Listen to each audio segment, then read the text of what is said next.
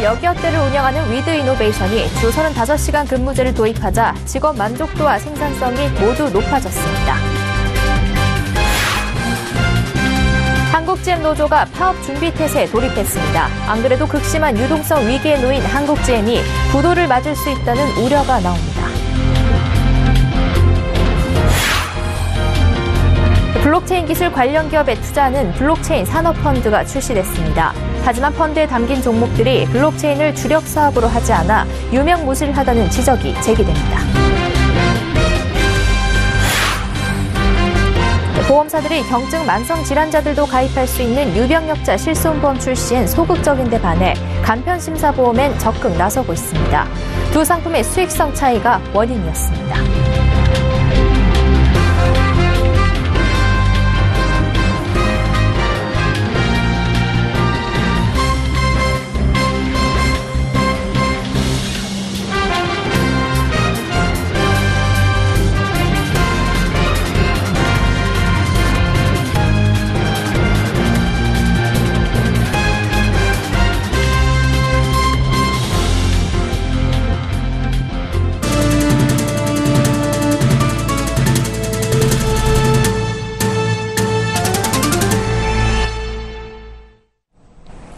시청자 여러분 안녕하십니까? 센 경제 현장 양한나입니다. 일과 삶의 균형을 뜻하는 워라밸은 요즘 우리 사회의 화두인데요.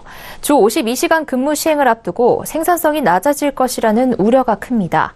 그런데 벌써 1년 전부터 주 35시간 근무제를 도입해 실시하고 있는 기업이 있어 근로시간 단축의 바로미터가 되고 있습니다. 이보경 기자가 보도합니다. 오후 1시. 보통 점심시간을 끝내고 자리로 돌아갈 시간이지만 이수빈 씨는 피로를 풀기 위해 휴게실을 찾습니다. 1시간 30분가량 휴식을 취하고 들어가니 근무 시간에는 일에만 집중할 수 있게 됩니다.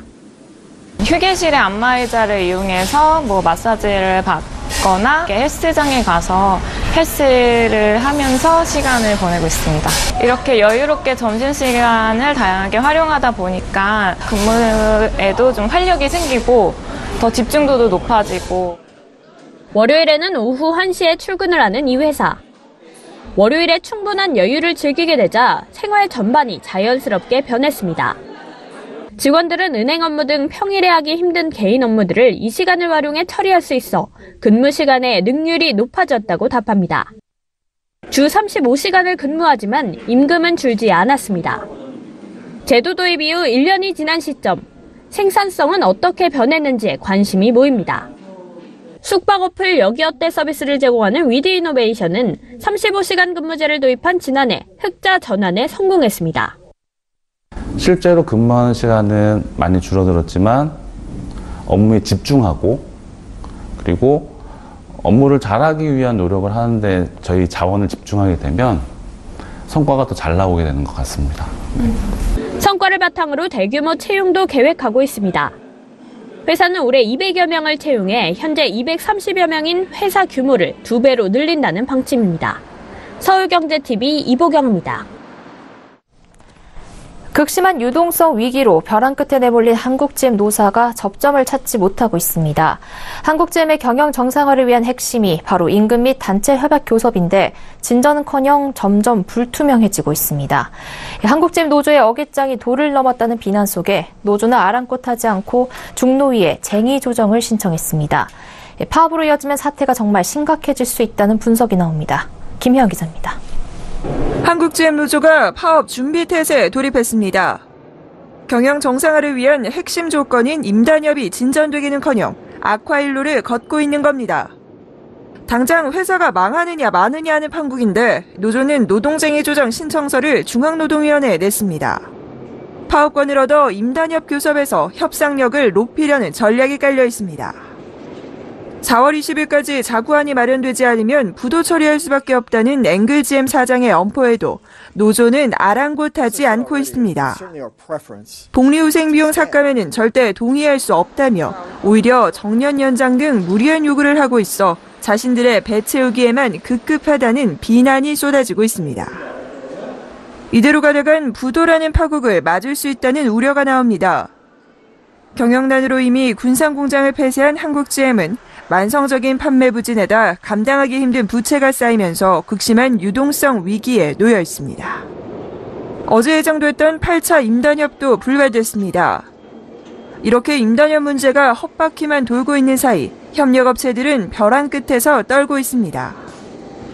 협력업체들은 직원들과 가족들을 살려달라며 GM 사태의 정상화를 호소하고 있습니다. 노조가 어깃장을 놓으며 시간이 소모하는 사이 협력사와 판매망은 직격탄을 맞고 있는 겁니다. 회사를 살리기 위한 노력은커녕 회사 존립 자체를 불투명하게 뒤흔들고 있는 한국-GM 노조. 이대로 가다간 한국-GM뿐 아니라 협력사의 연쇄두산으로 인한 대량 실직이라는 파국을 맞닥뜨릴 수 있다는 우려가 나옵니다. 서울경제TV 김혜영입니다. 국내 최초로 블록체인 산업 관련 기업에 투자하는 펀드가 나왔습니다. IBM과 마이크로소프트 등 블록체인 플랫폼을 제공하는 기업과 월마트 등 블록체인을 활용하는 기업으로 나눠 종목을 구성한 펀드입니다. 국내에서 처음으로 시도되는 블록체인 펀드인데 일각에선 이 구성 종목으로 담긴 기업들의 블록체인 사업이 주가에 영향을 미칠 정도로 크지 않아 블록체인 펀드라 부르기엔 무리가 있다는 지적도 나옵니다. 김성훈 기자가 보도합니다. 최근 국내외 대기업들이 블록체인 개발과 활용을 위해 적극적으로 나서고 있는 가운데 국내 첫 블록체인 산업펀드가 출시됐습니다. 한국투자신탁운용이 출시한 한국투자 글로벌 4차 밸류체인 증권투자신탁이 그 주인공입니다. 이 상품은 블록체인 기술로 성장할 가능성이 높은 글로벌 혁신 기업에 투자하는 해외 주식형 펀드입니다. 블록체인 종목을 크게 블록체인 플랫폼 제공 기업, 블록체인 활용 기업, 블록체인 시장 발달에 따른 수혜 기업으로 나누어 종목을 구성했습니다. 플랫폼 제공 기업으로는 IBM, 마이크로소프트, 오라클 등이, 활용 기업에는 월마트, 비자 등이 있습니다. 당국의 기조를 고려해 암호화폐 거래소나 채굴 기업 등 암호화폐 관련 업무를 중심으로 하는 기업에는 투자하지 않습니다. 블록체인이 4차 산업혁명의 핵심 기술 중 하나로 꼽히면서 미국에도 관련 펀드가 등장했고 국내에선 한국투자신탁 외에 그로스힐 자산운용이 이달 중 사모펀드를 출시할 계획입니다. 다만 일각에서는 IBM, 마이크로소프트, 오라클 등의 블록체인 사업이 아직 시작 단계인 만큼 블록체인 관련 이슈가 주가에 미치는 영향도 적을 것이라는 지적이 나옵니다. 해당 기업들의 블록체인 사업 비중이 컴퓨터 칩, 반도체 등 주력 사업에 비해 작기 때문에 현재로서는 블록체인 산업에 투자한다고 소개하기 어렵다는 겁니다. 실제로 컴퓨터 칩 개발사 인텔의 경우 최근 블록체인 기술 사업에 진출했지만 애플이 자사 컴퓨터 맥에 인텔 등 타기업 칩이 아닌 자체 개발 칩을 사용한다는 소식에 현지 시간 2일 인텔 주가는 6% 이상, IBM 주가는 2% 이상 떨어졌습니다. 서울경제TV 김성훈입니다. 이번 주부터 경증 만성 질환자들도 가입할 수 있는 유병력자 실손보험이 출시되기 시작했습니다. 그런데 정부의 정책성 보험 상품임에도 정작 여기에 참여한 보험사는 고작 7곳에 불과합니다. 한편 같은 유병력자 대상 상품인 간편심사 건강보험은 보험사들이 출시와 판매에 적극적으로 나서고 있어 대조를 이루고 있습니다. 정홍규 기자입니다. 지난 2일부터 삼성화재와 현대해상, KB손보와 DB손보 등 7개 보험사가 유병력자 실손 의료보험 판매에 돌입했습니다. 이 밖에 삼성생명 등 3개 보험사가 상반기 내 출시 계획을 밝혔습니다. 이 상품은 기존의 실손 가입이 어려웠던 당뇨병 등 경증 만성 질환자들을 위해 정부가 심사 제도를 개선해 마련한 정책 보험 상품인데 국내 40여 개 보험사 중 약 25%만 참여한 겁니다. 보험사들이 이 상품 출시를 꺼리는 것은 유병력자의 경우 건강한 사람에 비해 병원 이용 횟수가 많아 손해율이 과도할 것으로 우려되는 탓입니다. 대조적으로 보험사들은 같은 유병력자 대상 상품인 간편심사 건강보험 출시와 판매에는 열을 올리고 있습니다. 간편심사보험은 유병자 보험이라고도 부르는데 과거 병력이 있거나 고령자도 가입할 수 있도록 심사 과정과 서류 등을 간소화한 것이 특징입니다. 최근 더K손보와 동양생명, 흥국생명 등 유병력자 실손에 참여하지 않은 보험사들이 이 상품을 내놨고 삼성화재와 KB손보 등은 인수 조건을 대폭 완화해 가입 가능 대상을 더 늘렸습니다. 유병력자 실손보험과 간편심사보험의 가입 대상은 동일하지만 업계의 반응이 다른 이유는 결국 수익성입니다. 특히 진단비의 경우도 일회성 담보로 한 번 지급하면 담보가 소멸하기 때문에 실손처럼 지속적인 과잉 진료 위험도 없다는 설명입니다. 유병력자 실손보험은 출시 전부터 그동안의 정부 정책 상품 실패 전철을 반복할 것이란 우려를 사왔습니다. 정부는 복지에 신경 썼다는 생색을 낼 수 있지만 이윤 창출이 목표인 민영보험사의 입장을 고려하지 않아 판매를 기피할 것이 불보듯 뻔한 탓입니다. 서울경제TV 정은규입니다. 국내 은행들이 해외 진출한 지역 중 현지화가 가장 잘 된 곳으로 평가받는 곳은 인도네시아인데요. 인도네시아에 진출한 은행들의 실적 성장세가 두드러지고 있는데 이유는 바로 이 현지화에 있었습니다. 앵커 리포트입니다. 은행권에 따르면 지난해 KB하나은행과 우리은행, 신한은행 등 인도네시아 법인의 당기순이익은 총 1,103억 원에 이릅니다. 이는 전년 대비 35.3% 성장한 수치입니다. 같은 기간 이들 은행의 미국 법인이 벌어들인 순이익이 전년 대비 13.2% 늘어난 265억 원인 것과 비교하면 인도네시아 법인의 성장세가 가파르다는 점을 알 수 있습니다. 가장 많은 순이익을 거둔 곳은 인도네시아 KB하나은행으로 전년 대비 10% 증가한 633억 원의 당기 순이익을 기록했습니다. 인도네시아 우리소다라은행은 57% 급증한 380억 원, 신한인도네시아은행은 2억 원에서 90억 원으로 증가했습니다. 은행 인도네시아 법인 성장세의 비결은 높은 수준의 현지화입니다. 2007년 현지은행 빈탁 마눈가를 인수한 인도네시아 하나은행은 지난해 말 현재 61개 지점의 직원 99%가 현지인으로 이뤄져 있으며 전체 고객 중 현지인 비중이 90% 가까이 차지합니다. 2014년 현지 소다라은행을 인수한 우리은행도 매년 지점 수를 늘려 현재 152개 지점을 보유하고 있습니다. 2016년 현지은행을 인수합병에 출범한 신한인도네시아은행도 현재 60개 점포를 운영 중이며 거래 고객의 93% 이상이 현지인입니다. 특히 인도네시아는 전체 인구 중 은행 계좌를 보유한 비중이 40% 수준에 불과해 성장 가능성이 높은 지역으로 꼽힙니다. IBK 기업은행도 상반기 중 현지은행 2개를 인수하고 하반기 인도네시아은행을 출범시킬 전망입니다. 서울경제TV 양한나입니다.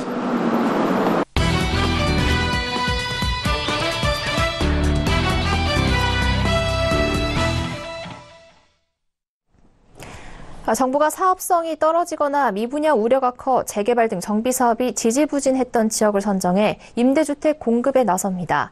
서대구와 원주시 원동, 파주시 문산 삼리의 재개발 구역 얘기입니다.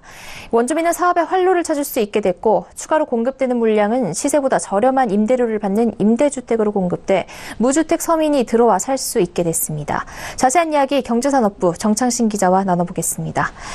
정 기자, 정부가 정비사업과 연계된 공적 임대주택 사업지를 정했다고 하는데요. 어느 지역들입니까? 네. 자, 문재인 정부는 임기 중에 총 100만 가구에 달하는 공적 임대주택을 공급하겠다고 약속했습니다. 시세보다 저렴한 임대료로 임대를 놔서 이 무주택 서민들의 주거 안정을 돕겠다는 건데요. 이번에 선정된 사업 후보지는 서대구지구 재개발구역, 또 원주시 원동 다박골 재개발, 또 파주시 문산 3리 재개발, 인천 남구 숭의 3구역, 포항시 용흥 4구역 등 5곳입니다. 총 5,560세대가 들어서게 되는데요. 사업자는 이곳에 공공지원 민간임대주택이나 공공임대주택 등 공적 임대주택을 공급할 수 있습니다. 이 공공지원 민간임대주택은 이번 정부 들어 도입된 새로운 유형의 임대주택인데요. 이 전 정부 때 비슷한 개념의 기업형 임대주택이 있었죠. 뉴스테이라고도 불렸는데요. 이 뉴스테이는 사업자가 국민주택기금 저리 융자 혜택과 또 공공택지 용적률 혜택을 받으면서도 초기 임대료 제한이 없고 유주택자도 청약할 수 있었습니다. 또 게다가 임대 의무 기간 8년이 지나면 시세 수준에서 분양 전환할 수 있어서 이 건설사 배불리기라는 비판을 받았습니다. 하지만 공공지원 민간임대주택은 이 초기 임대료를 시세의 95% 이하로 공급해야 하고요. 또 무주택 서민에게 우선 공급됩니다. 네, 사업지를 들어보니 모두가 재개발 추진 구역인데요. 하필 이 지역들을 선정한 이유는 무엇입니까? 네, 자, 이번에 선정된 지역은 이 미분양 우려가 있거나 또 사업성이 부족해서 재개발 사업이 장기간 정체돼 있던 곳입니다. 특히 포항시 용흥 4구역의 경우 이 낡은 단독주택이나 다세대 주택이 밀집해 있고요. 또 지진 등 재난 위험도 있어서 이 정비 사업 추진에 애를 먹고 있었습니다. 이번에 정부가 공적 임대주택을 공급할 수 있게 한 겁니다. 이에 따라서 건설사는 이 주택기금 융자나 또 용적률 완화 등의 혜택을 받을 수 있다는 뜻입니다. 정부는 사업지 선정을 위해 지난해 12월부터 올해 2월까지 전국 지자체를 대상으로 공모를 실시했는데요. 이 총 9개 정비구역이 신청했는데 오늘 5곳이 최종 선정된 겁니다.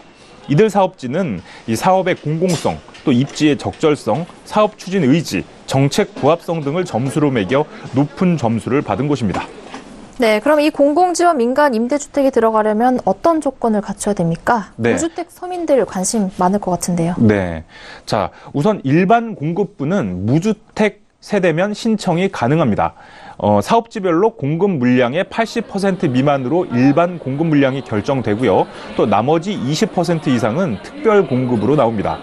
특별 공급부는 청년이나 신혼부부, 고령자가 입주할 수 있는데요. 기본적으로 무주택이어야 하고요. 또 전년도 도시근로자 평균 소득의 120%, 그러니까 3인 이하 가구 기준으로 봤을 때 600만 3,108원 이하여야 합니다. 또 사업지별 공급 물량을 살펴보면요. 이 서대구지구 재개발구역이 2,020가구로 가장 많습니다.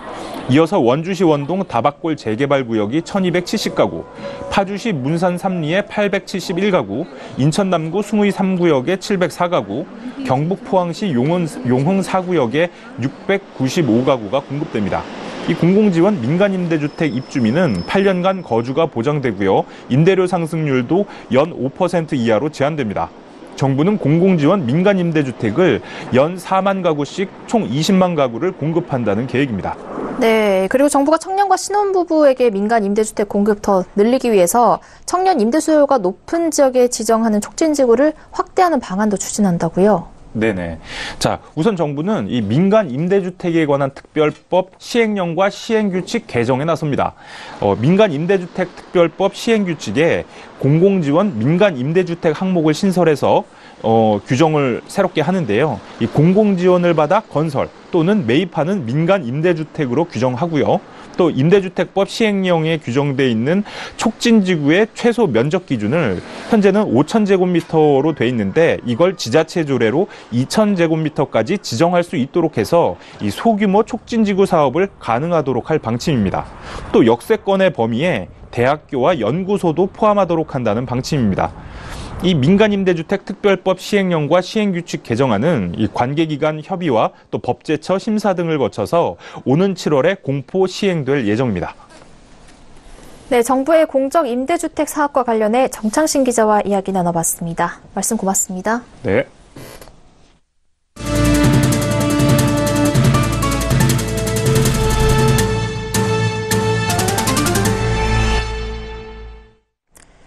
미국계 펀드 엘리엇 매니지먼트가 현대자동차와 기아자동차, 현대모비스 등 현대차 3개사의 주주 자격으로 현대자동차 그룹의 출자구조 개편 추가 조치를 주문했습니다.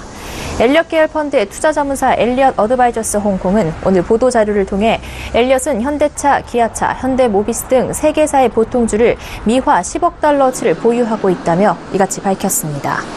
엘리엇은 현대차 그룹의 주요 주주로 현대차 그룹이 개선되고 지속 가능한 기업 구조를 향한 첫발을 내띈 점을 환영한다면서 출자구조 개편안은 고무적이나 회사와 주주를 포함한 이해관계자를 위한 추가 조치가 필요하다고 강조했습니다. 또 경영진이 현대차 그룹 각 계열사 기업 경영구조 개선과 자본관리 최적화, 주주 환원을 어떻게 달성할지에 대한 더 세부적인 로드맵을 공유할 것을 요청한다고 덧붙였습니다.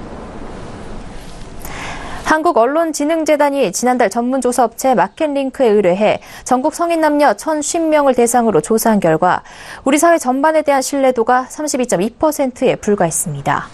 사회 부문별로 보면 정치계와 정치인에 대한 신뢰도는 6.9%에 그쳐 모든 부문 중 꼴찌였고 경제계와 기업인도 17.9%로 평균 신뢰도보다 훨씬 낮았습니다. 교육계와 교사, 교수에 대한 신뢰도는 52.9%로 가장 높았고 이어 공직계와 공무원 37.2%, 종교계와 종교인 35.9%, 언론계와 기자 35.5%, 법조계와 판검사, 변호사 34% 등으로 나타났습니다. 언론 매체별 신뢰도는 TV가 78.1%로 가장 높았고 다음은 종이신문, 포털, 인터넷신문, 소셜미디어 등 순으로 집계됐습니다. 지난해 가계 여유자금이 역대 최소를 기록했습니다. 저금리 부동산 시장 호황 덕에 돈을 주택 구입에 쏟아부은 것으로 분석됐습니다. 한국은행이 발표한 2017년 중 자금 순환을 보면 지난해 가계 및 비영리 단체의 순자금 운용액은 50조 9천억 원으로 나타났습니다. 순자금 운용은 가계가 예금과 채권, 보험, 연금 준비금으로 굴린 돈에서 금융기관 대출금을 뺀 금액입니다. 이 지표는 전년보다 19조 원 감소한 것으로 2009년 관련 통계가 작성된 이래 가장 작았습니다. 한은은 신규 주택 구입 확대 등으로 전년보다 순자금 운용 규모가 상당폭 축소했다고 설명했습니다. 같은 기간 가계의 자금 조달은 20조 1천억 원 줄었습니다. 금융기관 대출 위주로 이뤄진 자금 조달이 감소하기는 2012년 이후 처음입니다. 한은 관계자는 정부의 대출 규제 영향이 있는 것으로 보인다고 설명했습니다. 정의당 심상정 의원이 오늘 금융감독원 대면 보고를 통해 하나은행이 채용 때 특정 대학을 우대한 사실을 확인했다고 밝혔습니다. 심 의원은 국회 정론관에서 연 기자회견에서 하나은행은 출신 학교를 13개 등급으로 구분해 전형 단계별 합격자를 결정해온 것으로 드러났다며 1등급 대학은 서울대, 포스텍, 카이스트, 2등급 대학은 연세대, 고려대, 서강대 순이었다고 전했습니다. 그는 하나은행이 특정 학교 졸업자에게 특혜를 부여해 탈락자 14명을 합격 처리했다고 덧붙였습니다. 공정거래위원회는 유한킴벌리가 시장 지배적 지위를 남용해 생리대 값을 올렸는지 조사한 결과 공정거래법 위반으로 인정되지 않는다며 무혐의 결론을 내리고 조사를 마무리했습니다. 공정위는 가격 인상률이 재료비, 제조 원가 상승률과 비교해 현저히 크지 않다고 봤습니다. LG유플러스가 글로벌 통신 네트워크 회사인 노키아와 5G 네트워크의 성능을 향상하면서 사이즈와 비용, 전력 소비를 줄일 수 있는 한국형 5G 기지국 장비 기술을 공동 개발한다고 밝혔습니다. 신한카드가 세계 1위 공유자전거 사업자 오포, KT 등과 공유자전거 시장 활성화를 위한 제휴 협약을 체결했습니다.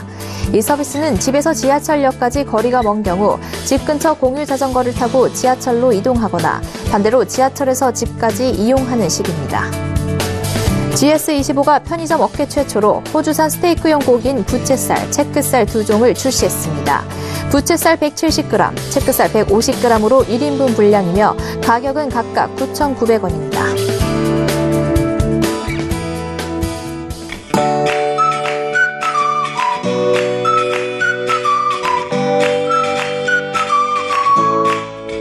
안녕하세요. K웨더 라이프스타일 예보 최씨입니다. 봄꽃이 만개하려면 아직 시간이 조금 더 필요할 것 같은데 벌써 비 소식이 들려오고 있습니다. 현재는 전남과 경남, 제주도로만 비가 내리고 있는데요. 내일 새벽에 전국으로 확대되겠습니다. 내일은 하늘이 점차 맑아진다는 청명절기지만 전국적으로 비 소식이 있습니다. 비의 양은 중부와 전북, 경북 북부 20에서 40, 그 밖에 전국 30에서 60mm가 되겠고 제주 산간으로는 100mm 이상이 내리는 곳도 있겠습니다. 이 비는 모레 금요일에 그치겠습니다. 기압골의 영향으로 흐리고 비가 내리면서 강한 햇볕이 차단돼 한낮에도 기온이 크게 오르지 못하겠습니다. 한낮에 서울이 10도로 오늘보다 부쩍 쌀쌀해지겠고요. 대구도 12도로 오늘보다 조금 더 낮겠습니다. 다음은 자세한 지역별 내일 날씨를 나절 예보를 통해서 살펴보겠습니다. 중부지방 새벽부터 비가 시작돼 종일 이어지겠습니다. 한낮에 서울, 인천, 대전 10도, 수원 11도로 쌀쌀해지겠고요. 춘천은 9도로 더욱 서늘하겠습니다. 동해안으로도 새벽부터 비가 오는 가운데 한낮에 속초 7도까지밖에 오르지 못하겠습니다. 남부지방 새벽부터 종일 비가 이어지겠고요. 흐린 하늘에 비까지 내리면서 대구와 부산 12도로 오늘보다 부쩍 쌀쌀해지겠습니다.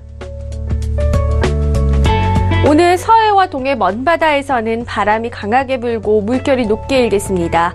내일도 전해상에 비가 오는 가운데 물결이 높게 일겠습니다. 특히 동해 최고 3m까지 높게 일겠습니다. 앞으로 발표되는 기상정보를 참고하시기 바랍니다. 토요일에도 중부 내륙으로는 또다시 비가 오겠습니다. 또한 이번 주까지는 예년 기온을 밑돌겠습니다. 날씨였습니다.